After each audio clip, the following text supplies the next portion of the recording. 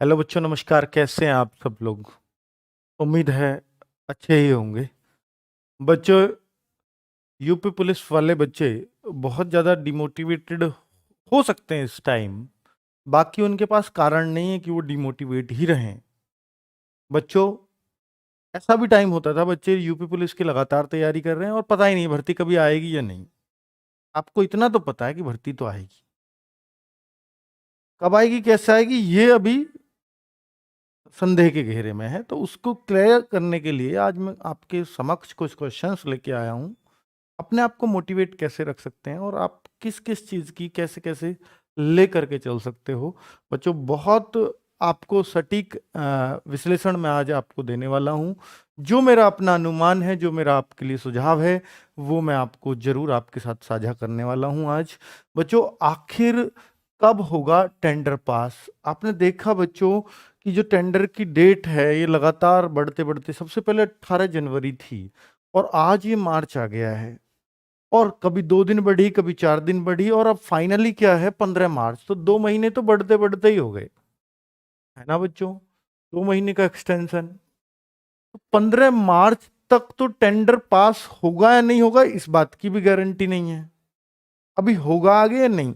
आपको भी पता है बच्चों, टेंडर जो निकलवाता है वो भर्ती बोर्ड निकलवाता है। भर्ती बोर्ड में कौन होते हैं? पुलिस वाले होते हैं, यूपी पुलिस वाले। और सारे पुलिस वाले कहाँ लगे हुए हैं इस टाइम पे? चुनाव ड्यूटी में, है ना? तो बहुत ज्यादा इस पर ध्यान भी नहीं दे पा रहे होंगे, ये भी जाहिर सी बात है। तो क्यों ना टेंडर शपथ तक ही खींच दिया जाए। तो एक सोच ये भी हो सकता है कुछ कंपनियां मिली भी हो तो जितनी ज्यादा एनालिस्टेड हो जाएंगे उतना अच्छा रहेगा चॉइस करने में, कि हम इस कंपनी को चॉइस कर सकते हैं, उसको कर सकते हैं। और ना, टेंडर बढ़ाने का कोई बहुत ज्यादा अर्थ नहीं है, क्योंकि इनको गिनी चुनी वही 2-3 कंपनियां, उनमें से कोई सी लेनी है। अगर इनको कोई नहीं अप्लाई कर रही है तो डायरेक्ट कांटेक्ट कर लें, पता तो है ही हमें किसको देना है। वही तो 2-3 कंपनी है। ठीक है बच्चों, पर ये सरकारी फॉर्मेलिटीज होती हैं, ये चलती रहेंगी तो ठीक ही है। वो आपको भी लगता रहेगा भी कुछ कर रहे हैं पुलिस वाले, है ना बच्चों? वो तसल्ली आपको रहेगी। तो आखिर कब तक होगा? मेरे ख्याल से 15 मार्च के बाद बहुत ज्यादा दिन नहीं बढ़ेगा, हो सकता है एक आध एक्सटेंशन और हो जाए। पर अब के लंबा एक्सटेंशन नहीं होगा, और होगा तो 15, 20, 25 तक। तो 20-22 तक शायद ही फाइनल हो जाना चाहिए टेंडर की प्रक्रिया। ठीक है बच्चों, टेंडर की प्रक्रिया पूरी होने के बाद भी वक्त लगता है फॉर्म आने में। कोई ये सोचता हो कि फॉर्म तुरंत आ जाएंगे, जी नहीं। हम ये सोच रहे थे कि इतना नहीं एक्सटेंड होगा, पर एक्सटेंड हुआ। लेकिन मैं पहला व्यक्ति था जो आपसे बोल रहा था कि अप्रैल से पहले फॉर्म आने का मतलब ही नहीं है। सबसे पहले आके ही मैं नहीं बोला था ये। और बच्चों, आज आपको लग भी रहा है कि अप्रैल से पहले तो आने का चांस ही नहीं है। अब चूंकि टेंडर का मैंने इतना नहीं एक्सपेक्ट किया था कि इतनी बार बढ़ता है। एक दो बार मैंने एक्सपेक्ट कर लिया था कि इतना बढ़ता है, एसआई में भी बढ़ा था। लेकिन बच्चों, इतना बढ़ जाएगा चुनाव होने की वजह से, तो आप समझ लीजिए कि 1 महीना और भी खिसक सकता है, अर्थात जो अप्रैल है वो मई भी जा सकता है फॉर्म आने तक। ठीक है? तो आप तब भी डिमोटिवेट मत होइएगा, क्योंकि बच्चों, डिमोटिवेशन किसी चीज का इलाज नहीं है, ये आपको भी मालूम है। सरकार बदली, ये सबसे बड़ा सवाल है हर बच्चे का, कि अगर सरकार बदली तो इस भर्ती का क्या होगा? कहीं ये लटक तो नहीं जाएगी? या बेटा देखो, भर्ती अगर निकली हुई होती तो हो सकता है उस पे उस सरकार की छाप लग जाती, है ना? अगर सरकार बदली बदली कर रहे हो आप, तो हो सकता है उस सरकार, पुरानी सरकार की छाप लग जाती, नई सरकार की छाप लग जाती, वो अलग है। लेकिन भर्ती निकली ही नहीं। टेंडर भर्ती निकलना थोड़ी होता है। हाँ, इतना निश्चित है कि टेंडर आ रहा है तो पद क्लियर हैं, तो भर्ती तो आ रही है। लेकिन निकली थोड़ी है, तो ये तो नई सरकार में ही काउंट होगी। तो अब चूंकि पता है कि अब आप सबको भी पता है कि 26,382 पद हैं, तो आप भी कोई भी सरकार बने इतनी आसानी से तो उसको चुप नहीं बैठने दोगे, ये तो सीधी सी बात है। तो बच्चों, पद तो आएंगे, इसमें कोई शक आपको इतना सा भी नहीं होना चाहिए। सरकार बदले या रहे, आज बहुत सारे बच्चे एग्जिट पोल देखने बैठे हुए होंगे। बेटा आप यूं बताओ, अखिलेश सरकार बने या योगी सरकार बने, आप यूं बताओ, आपके घर लड्डू के अलावा आपके घर कुछ और आ जाता हो तो मुझे बताओ, नौकरी आ जाएगी क्या आपके घर घर बैठे हुए? तब भी बेटा पढ़ना आपको ही पड़ेगा, सरकार चाहे कोई भी बने। तो मैं आपसे ये कहना चाहूंगा कि आपको सरकार वरकार पे बहुत ज्यादा ध्यान नहीं देना चाहिए। जब आप बेरोजगार बालक हो तो उस टाइम पे सिर्फ आपकी जरूरत है रोजगार। ठीक है? तो ये सरकार बने वो बने क्या बने कोई फर्क नहीं पड़ता, आपको बस ये देखना है कि मेरी तैयारी सही चल रही है या नहीं चल रही है। एग्जिट पोल है, मुझे भी पता चल जाएगा, या मेरे लगातार उसको देखते रहने से तो वो पोल तो नहीं बदल जाएगा, वो बक्से तो चेंज नहीं हो जाएंगे, या वो वोटों की काउंटिंग तो कम ज्यादा नहीं हो जाएगी। ये तो आपको भी सोचना चाहिए। तो बच्चों अपना टाइम क्यों खराब करना, जब पता चले कि न्यूज है वो मुझे भी मिल ही जानी है, ठीक है।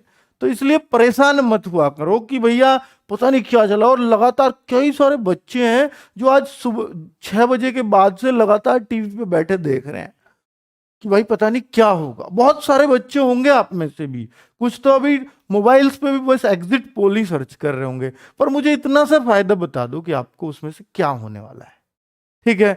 मेहनत तो आपको ही करनी पड़ेगी बच्चों, सरकार चाहे कोई भी हो, नौकरी आपको उठा के लेके नहीं जाएगी, चाहे कोई भी बने, ठीक है।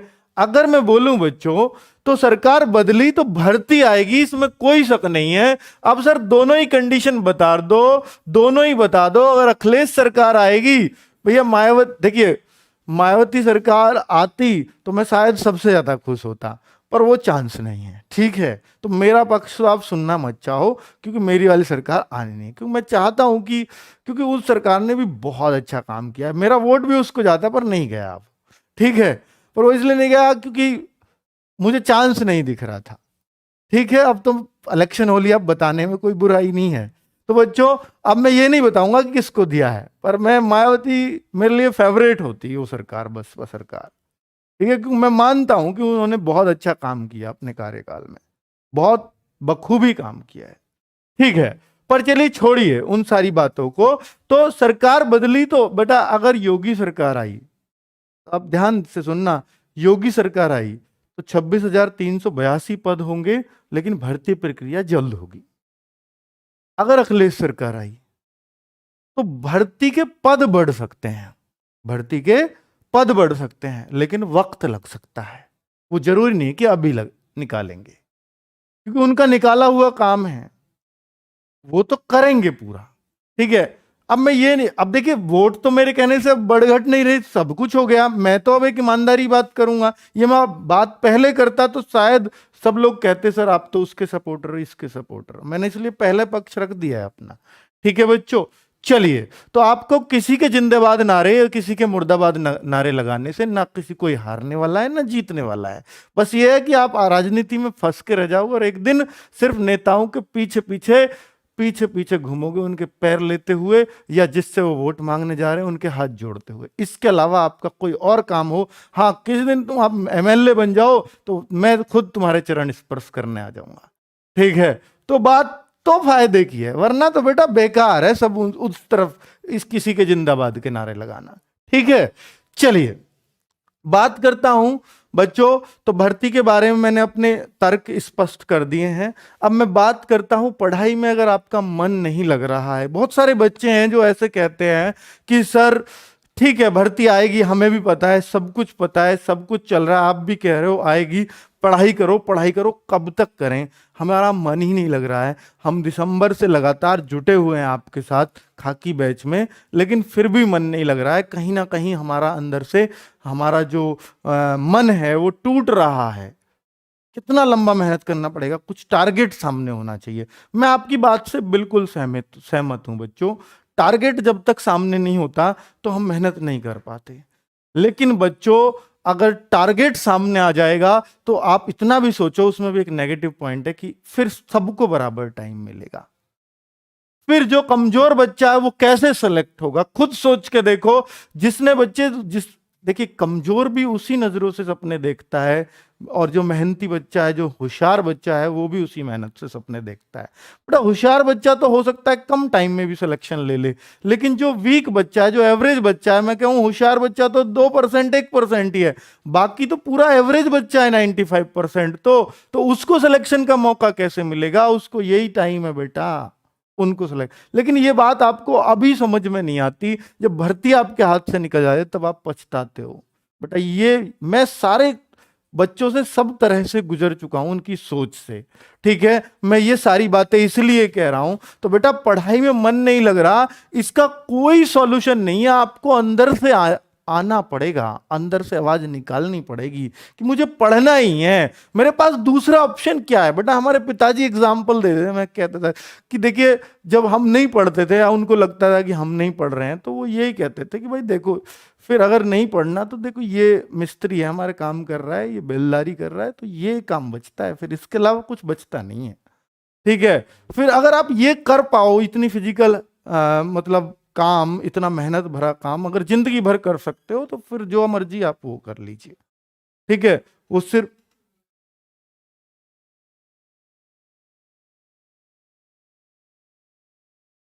ठीक है। तो बच्चों पढ़ाई में अगर मन नहीं लग रहा है तो बेटा आप ये उस परिस्थिति को अभी सोच लो कि अगर नहीं लग रहा है, यानी मैं नहीं पढ़ पाऊंगा और मैं नौकरी नहीं लग पाऊंगा, तो मैं क्या करूंगा। अगर आपके पास ऑप्शन है तो आप मत लगाओ मन, लेकिन अगर आपके पास ऑप्शन नहीं है तो बेटा जी जान झोंक दो। बेटा एक ही बात बार बार बोलता हूं कि या तो जाने दो या फिर जान लगा दो। जाने दो तो फिर अपना काम में दूसरे में ध्यान दो, इसमें क्या फर्क पड़ रहा है। ठीक है, या फिर इतनी जान लगा दो कि भाई आनी तो है ही, और जब भी आएगी मेरा सिलेक्शन निश्चित तौर पे होगा, उसको कोई नहीं रोक सकता बच्चों।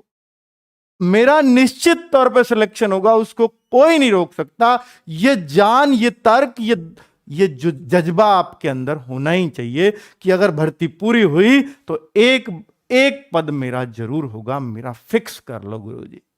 बेटा ये जुनून होना चाहिए, तो निश्चित तौर पर आपको कोई नहीं निकालने वाला। बेटा सिलेक्शन के मैं आपको आज 5 मंत्र बताने वाला हूं। बेटा आपको भी मालूम होगा, कल दिल्ली पुलिस वाले जो सेलेक्ट हुए ना बच्चों, आजाद बैच जो हमने चलाया था, स्पेशली दिल्ली पुलिस वाला बच्चा सबसे ज्यादा था। तो बच्चों उसमें जो सेलेक्ट हुए उनमें से बहुत सारे बच्चों का काम चल रहा है, कोई ज्वाइनिंग लेटर, तो फिर भी बहुत सारे बच्चे आए, बहुत सारे बच्चे जिनको 1.5 साल पहले पढ़ाया था, 1.5 साल पहले रिटर्न हो गया था। तो बच्चों उनसे बहुत कुछ कॉमन मिला मुझे, तो मैंने ये पॉइंट्स बनाए जो उनसे पूछ करके, लगभग सब बच्चे में यही था जो उन्होंने मुझे बताया, है ना बच्चों। तो मैं आज उनके एक्सपीरियंस, क्योंकि बच्चे हमें बहुत कुछ सिखाते हैं, सफल बच्चे हो जाते हैं, असफल होते हैं, हम सबसे सीखते हैं। देखो जो बच्चा, आप लोगों, आप तो सिर्फ सफल से सीखना चाहोगे, लेकिन हम टीचर हैं, हम सफल से भी सीखते हैं, हम असफल से भी सीखते हैं। तो हमने बेटा ये सफलता के 5 मंत्र मैंने बनाए हैं कि उन बच्चों में क्या कॉमन था, वो भी शायद इतना बेहतर नहीं बता पाएंगे जितना मैं आपको बताऊंगा। ठीक है, ये मैंने उन सब से निचोड़ निकाला है। तो हर बच्चा कोई भी हो, एकांत की स्टडी जरूरी है, चाहे तो वो लाइब्रेरी में करो, चाहे वो घर के कोने में करो, लेकिन जब भी स्टडी करो एकांत में करो, ग्रुप में मत करना, याद रखना। ग्रुप होगा सिर्फ एंटरटेनमेंट के लिए, पढ़ाई हमेशा एकांत में होती है बच्चों। ठीक है, ये बात मेरी याद रखना। दूसरा मंत्र है बच्चों, ऑनलाइन पढ़ाई व सेल्फ स्टडी दोनों का तालमेल बहुत जरूरी है, क्योंकि अगर सिर्फ हम ऑनलाइन में फंस कर रह गए और लगातार हम 8-8 10-10 घंटे 11-11 घंटे सिर्फ मोबाइल पर देख रहे हैं, तो बेटा सिलेक्शन नहीं होगा। सेल्फ स्टडी का भी तालमेल लगाना होगा।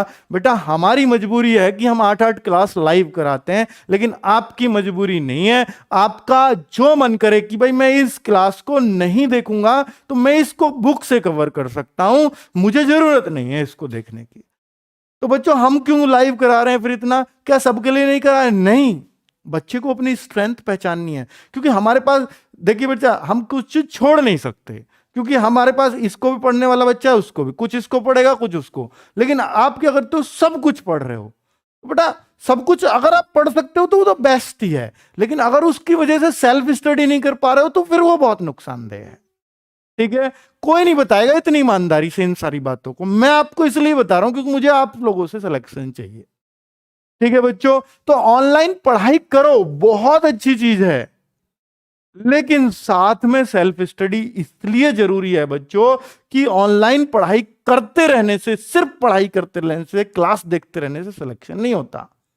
जब तक अपने दिमाग में ना उतारो, और दिमाग में उतरती है चीजें सेल्फ स्टडी से।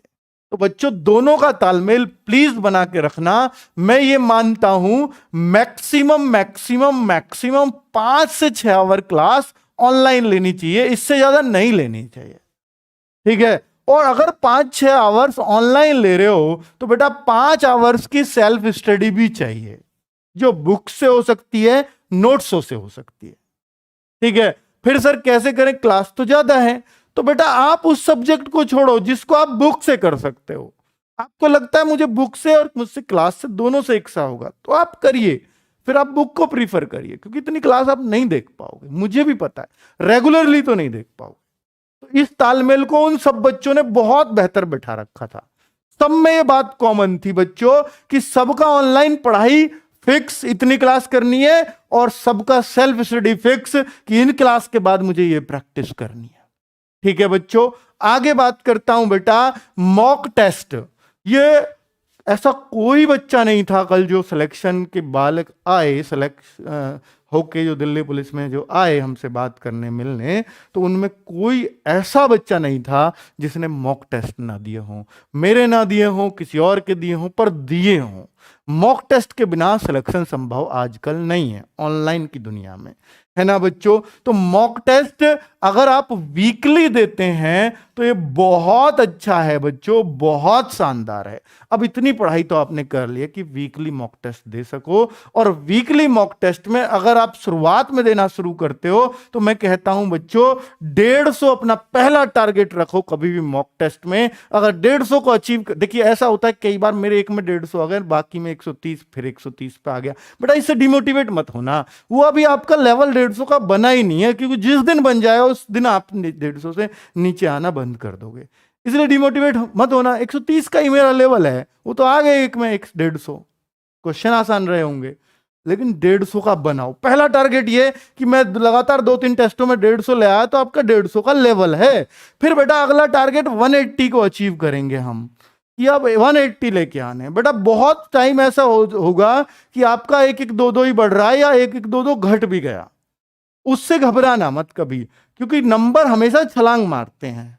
क्या जो आपके मार्क्स है ना, वो कभी भी ऐसे नहीं बढ़ते 1 बढ़ा है 2 बढ़ा है कभी 3 बढ़े हैं, वो छलांग मारते हैं बच्चों। हो सकता है 150 155 बहुत दिन से चल रहे हैं, फिर बच्चों अचानक से ऐसा उछाल आएगा, हो सकता है 170 75 180 तक आप स्टेबल कर जाओ। ठीक है, क्योंकि आप अपनी गलतियों से बहुत सीखते हो। पता है क्यों होता है वो, क्योंकि आप 150 जब ला रहे हो ना, तो आप आते हुए सवालों को बहुत ज्यादा गलत कर रहे हो, बहुत ज्यादा, फिर थोड़ा और कम होंगे, अगले मॉक टेस्ट में फिर 150 आए, फिर लेकिन आते हुए चीजें कम गलत होनी शुरू हो जाएंगी। गलत तो 180 वाले के भी होंगे, 220 वाले के भी होंगे, आते हुए 200 वो खत्म नहीं होते, लेकिन वो कम हो जाते हैं। जितनी गलतियां कम करोगे, आती हुई चीजों को गलत कम करोगे, तो बेटा नंबर बढ़ते चले जाएंगे। बस यही सीखना होता है मॉक टेस्ट से। 180 आ जाए, फिर अगला टारगेट 200, और फिर 220, और लगातार 3 टेस्टों में आप 220 लेते चले आए, तो आप सिलेक्शन के 100% दावेदार बन गए बच्चों। ठीक है, तो इस तरह से आपको अपना टारगेट अचीव करना, और लड़कियों का टारगेट अंतिम 200+ होना चाहिए। ठीक है बच्चों, तो अब मैं ये मॉक टेस्ट में बच्चों आप लोगों के लिए टैलेंट ग्रुप बनाने वाला हूं।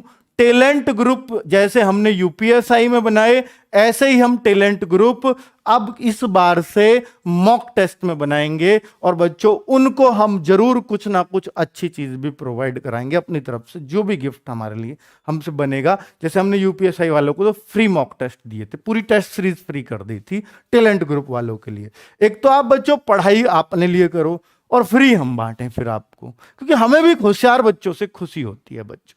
ठीक है, तो टैलेंट ग्रुप बनना शुरू होगा, उसमें हमारे सजेशंस भी आपको मिलेंगे साथ साथ।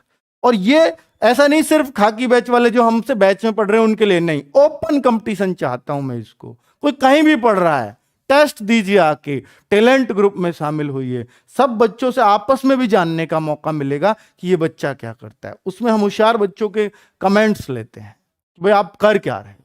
ठीक है, तो लेकिन शामिल वही होगा जिसके अच्छे मॉक टेस्ट में अच्छे मार्क्स आएंगे। वो कितने पे होगा वो हम तय कर लेंगे अपने आप। ठीक है, तो अभी आपने 150 180 140 आ रहे हैं, नहीं, अभी आप उस लेवल को सेट करो कि टैलेंट ग्रुप में आप आओ। ठीक है, पहला टारगेट तो यही होना चाहिए, मोटिवेशन है बस। ये नहीं सोचो टैलेंट ग्रुप में आ गए तो मेरा सिलेक्शन नहीं तो नहीं होगा, ऐसा नहीं है। ये सिर्फ मोटिवेशन है कि आप टैलेंट ग्रुप के लिए मेहनत करो, आप वैकेंसी के लिए नहीं, पहले टैलेंट ग्रुप के लिए मेहनत करो। ये मोटिवेशन देना चाहता हूं मैं इस बात से आपको। ठीक है, क्योंकि मुझे आपका सिलेक्शन चाहिए। आगे बच्चों लड़की का चक्कर, ये बच्चों बाबू भैया लड़की का चक्कर, ये बहुत बुरा चक्कर है बच्चों। और ये जो बच गया, बेटा इन पांचों मंत्र में, सिलेक्शन के मंत्रों में ये सब कुछ निकल के आया है। क्योंकि आपने देखा होगा अक्सर कमेंट्स में कि बच्चे लोग, किसी लड़की ने कमेंट कर दिया ना, तो उसका भैया उसके हाय पूजा, हाय बबीता, हाय सीमा, हाय रीना। लेकिन अगर कोई पप्पू, कोई कोई मतलब कोई और राहुल, कोई पंकज ऐसे कमेंट कर रहा, तो उस पर नहीं होता हाय पंकज, हाय राहुल, नहीं, ये होता है लड़कियों का कमेंट है। तो निश्चित तौर पर आप करते हो इसलिए आपको हंसी आ रही है, जो हंस रहा है सब करते हैं, ये निश्चित तौर पे बात है। ठीक है बच्चों, तो ये चीज किसी में नहीं थी उनमें। अब किसी में हो भी चलो मन चला, मैंने मान लिया, लेकिन उसने अपनी पढ़ाई से नहीं हटने दिया, ध्यान इस पर रहा। तो हो सकता है कोई लिमिटेड उसमें, बहुत लिमिटेड उसमें।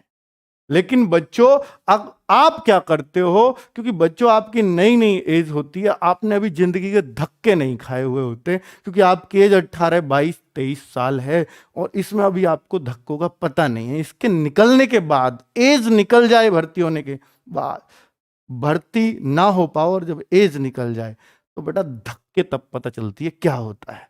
ठीक है, तो मैं आपसे कहूंगा कि बेटा ये पूछना बंद कर दो। आपका देखिए लड़कियां भी, मतलब फिर ऐसा होता है कि हाय पूजा उसने बोल दिया, कि उसने बोल दिया हाय राहुल, इतने में तो राहुल बेटा फिर रोज पूजा को ढूंढेगा कमेंट में, ये निश्चित बात है। ठीक है, वो रोज ढूंढेगा कहां गई पूजा, और उसने, पूजा ने हाय राहुल कह के उस राहुल की जिंदगी तबाह कर दी।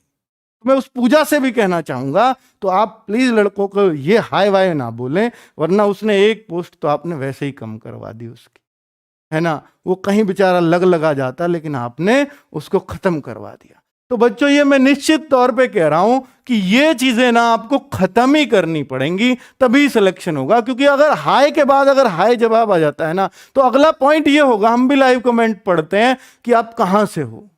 अगला ये होता है, अगर पूजा ने हाय राहुल बोल दिया तो राहुल का अगला सबका कॉमन है कि पूजा आप कहां से हो। उसने बता दिया कि मैं गाजियाबाद से हूं। अच्छा आप किसकी तैयारी कर रहे हो? अरे यार यूपी पुलिस की क्लास देख रही है वो, आईएएस की तैयारी थोड़ी ना कर रही है भाई। मतलब ये बात चलाने की बात है। ठीक है, और क्या क्या पढ़ रही हो? मैं तो ये पढ़ रहा हूं। इससे होगा क्या? मास्टर बता रहा है ये पढ़ लो वो पढ़ लो, पूजा से पूछना है आपको भाई। तो ऐसे नहीं होगा सिलेक्शन। इन बातों को बेटा सीरियस लो, बहुत मन से कह रहा हूं इन सारी बातों को। लेकिन आपको ये चीजें नहीं आती हैं समझ में, ये तब आती है जब आपका वो भर्ती निकल जाती है। जब आप सोचते होगे कि जो 49,000 में और 41,000 में भर्ती नहीं हुआ, 90,000 कांस्टेबल एक साथ निकाले, उनमें भर्ती नहीं हुआ, तो वो सोचता होगा ना कि मेरी ये कमियां रही थी, मैं करता था ये चीजें। वास्तव में चलो जब तो इतना ऑनलाइन का दौर नहीं था, अब तो बहुत ज्यादा, और सारा बच्चा बावला बना पड़ा है इसी चक्कर में कमेंट्स के में। होशियार बच्चा, जो सीरियस बच्चा है, जो सिलेक्शन लेने वाला बच्चा है, वो कमेंट से दूर रहता है, दिखता है। ये याद रखना बच्चों। ठीक है, डेडिकेशन ये तो अद्भुत मिलता है सिलेक्शन वाले बच्चों में। डेडिकेशन तो अद्भुत मिलेगा, चाहे कितना भी हाय पूजा, हाय सरिता, हाय राहुल कुछ भी हो जाए, वो अपने लक्ष्य से नहीं भटकता। उसको हमेशा याद रहेगा कि भैया पहले यूपी पुलिस से बाद में होती रहेगी, देखी जाएगी, ये तो बस ऐसे ही पूछ लिया मैंने। बेटा वो जो चीज है ना, वो डेडिकेशन नहीं छूटना चाहिए किसी भी परिस्थिति में।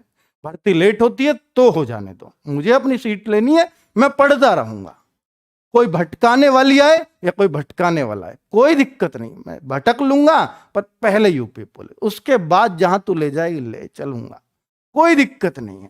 ठीक है बच्चों, तो ये डेडिकेशन यही होता है कि उसके प्रति जो आपका लक्ष्य है ना, उसके प्रति आप अंधे होके पड़े हो।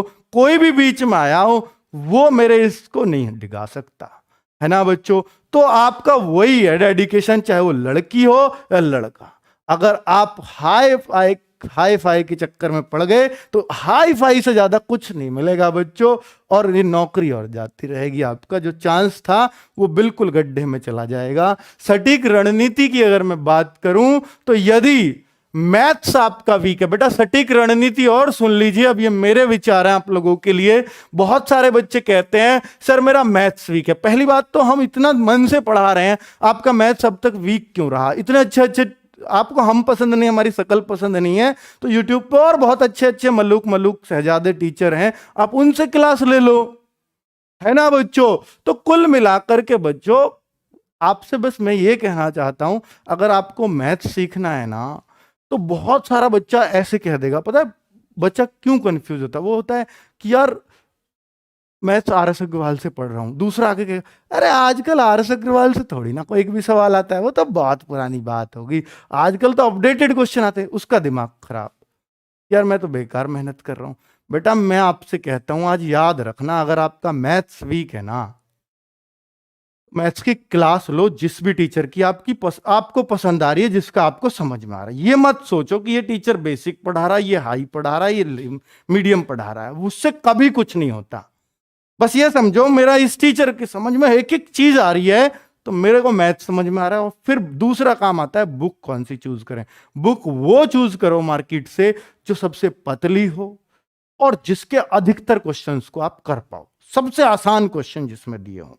अगर आपका मैथ्स वीक है, याद रखना मेरी बात, आप मैथ्स सीख जाओगे, लेकिन अगर आप पहली बार में ऐसी मोटी किताब ढूंढ लाऊं, इससे तो क्वेश्चन ही बाहर नहीं जाते बेटा, आप 2-4 चैप्टर, एक आध पेज करते ही थक के बंद करके रह जाओगे, मेरा तो वीक है।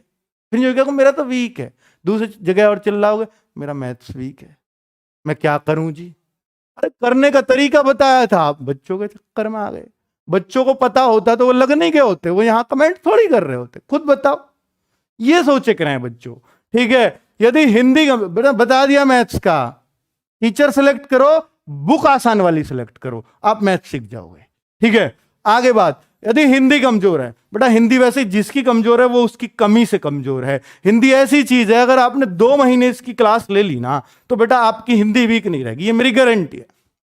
चाहे आपने कभी हिंदी नहीं पढ़ी है, चाहे आप पूरे अंग्रेज हो, तब भी हिंदी कमजोर नहीं रहेगी, क्योंकि आप दिन रात हिंदी बोल तो रहे हो, ठीक है। तो आपको सबसे आसान सब्जेक्ट जो सबसे आसानी से समझ में आता है वो हिंदी है, क्योंकि इसकी वोकेबलरी हमें बिल्कुल नहीं रटनी पड़ती, बस पर्यायवाची पढ़ने पड़ते, बाकी सब तो लग जाते हैं, ठीक है। तो ग्रामर बड़ी सटीक है इसकी, हर चीज में तर्क है, वो एकदम से लग जाती है बच्चों, वो एकदम से क्लिक कर जाती है। मैं कहता हूं सुबह 9 बजे की अगर नवीन सर की क्लास भी आप लेते रहे ना, यूट्यूब पे फ्री ऑफ कॉस्ट क्लास है, वो है तो प्रैक्टिस सेट, लेकिन उसमें जो साइड बाय साइड की चीजें बताते जाते हैं ना, तो बेटा उसी से बहुत कुछ कवर हो जाता है, ठीक है। और साथ में अगर आपको बिल्कुल बेसिक से चैप्टर वाइज पढ़नी है और सिर्फ यूपी पुलिस के लिए, तो हमारी एक आजकल बुक भी आती है, तो वे उसमें सिर्फ यूपी पुलिस का मटेरियल रखा गया है, ठीक है। तो हिंदी की बुक आपको मिल जाएगी अगर आप चाहो तो। हिंदी वीक है तो बेटा ये काम करो, मैथ्स वीक का बता दिया। जीएस पढ़ने का मन नहीं करता, जीएस किसी की वीक नहीं होती,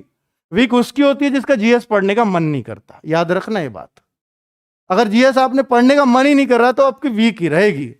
अब इसके लिए क्या करें बच्चों, जीएस के बहुत सारे सब्जेक्ट, बहुत सारे पहलू हैं, बहुत सारी क्लासेस इसी की वजह से बढ़ती हैं। तो मैं आपसे ये कहता हूं कि जीएस में आप पहले ये देखिए, आपका सबसे ज्यादा मजा आपको किसको पढ़ने में आता है, हिस्ट्री, ज्योग्राफी, इकोनॉमिक्स, आपको पॉलिटी। सबसे पहले ये देखिए कि आपको सबसे ज्यादा मजा किसको पढ़ने में आता है। तो आपको लगता है हिस्ट्री पढ़ने में आता है, तो हिस्ट्री पढ़िए, पहले एक पोर्शन को खत्म कर दीजिए। फिर उसके साथ देखिए, जब भी आप किसी टीचर की क्लास से पढ़ रहे हैं तो आपको साथ में एक बुक रखनी चाहिए, और उसमें देखो टीचर ने क्या क्या इसमें से पढ़ाया है, और चाहे उन्हीं लाइनों को अंडरलाइन कर लो उसमें से, ये मुझे पता चल गई, ये पता चल गई। जो नहीं पता चले उनको छोड़ दो, आपके टीचर ने नहीं पढ़ाई वो नहीं रहेंगी, छोड़ दो, कोई दिक्कत नहीं, नजर पड़ जाती है तुम्हारा, ठीक है। तो उस तरह से एक एक सब्जेक्ट के पीछे पढ़ना पड़ता है बच्चों, थोड़ा थोड़ा पढ़ जाओ बस। और मैं कहता हूं बच्चों, अगर आपको टीचर से भी नहीं पढ़ना, आपको बहुत शॉर्ट में पढ़ना है, तो हमारी येलो बुक आती है जीके की, अगर किसी ने पढ़ी हो तो बेटा आपको भी पता है कि एग्जाम में जितना किसी भी बुक से मिलता है उसका इतनी पतली बुक से मिल जाता है, और पतली बुक तो पढ़ी जा सकती है, कोई बड़ी बात नहीं है, ठीक है। तो बेटा हिस्ट्री, ज्योग्राफी, इकोनॉमिक्स, पॉलिटी, सबको एक एक करके कवर करो, एक साथ कवर नहीं होती है ये। 1 से 1.5 घंटा, बहुत ज्यादा करो तो 1 से 2 घंटे आप जीएस के लिए दोगे ना दिन में निकाल के, लेकिन रेगुलर बेसिस पे एकांत में सेल्फ स्टडी में, तो आपका जीएस मजबूत हो जाएगा 2 घंटे पढ़ने से भी, ठीक है। चलिए, लेकिन वो रेगुलर बेसिस पे, ऐसा नहीं आज पढ़ लिया यार कल मन नहीं कर रहा जीएस पढ़ने, तो नहीं होगा, ठीक है, बिल्कुल नहीं होगा। और कभी भी किसी चीज को नहीं पढ़ो तो पिछली का 6 बार रिवीजन हो जाए, ये याद रखना। 6 बार कैसे करना है, ऐसे नहीं आज भी 6 बार कर लो। देखिए हमने कोई चीज पढ़ी, आज पढ़ी, 2 तारीख को पढ़ी, 3 को, 4 को, 5 को, 6 को, हम इसको पढ़ रहे हैं, आज इसको पढ़ रहा हूं। कल जब मैं दूसरी चीज को पढ़ूंगा तो पहली चीज का रिवीजन करूंगा, जब मैं तीसरी को पढ़ूंगा तो इन दोनों को रिवीजन करूंगा, जब मैं ये करूंगा तो इन तीनों को रिवीजन करूंगा जो 3 दिन में पढ़ा था। तो इस पे क्या हो गया, इस पे 3-4 बार रिवीजन हो गया। तो यानी जब 6 को पढ़ोगे तो इसको एक बार और रिवीजन, 6 बार पढ़ने के बाद जब 7वें पे आओगे तो इसको छोड़ दो। अब जो 2 तारीख को पढ़ा था, 3 को, 4 को, 5 को, 6 को, 7 को पढ़ो।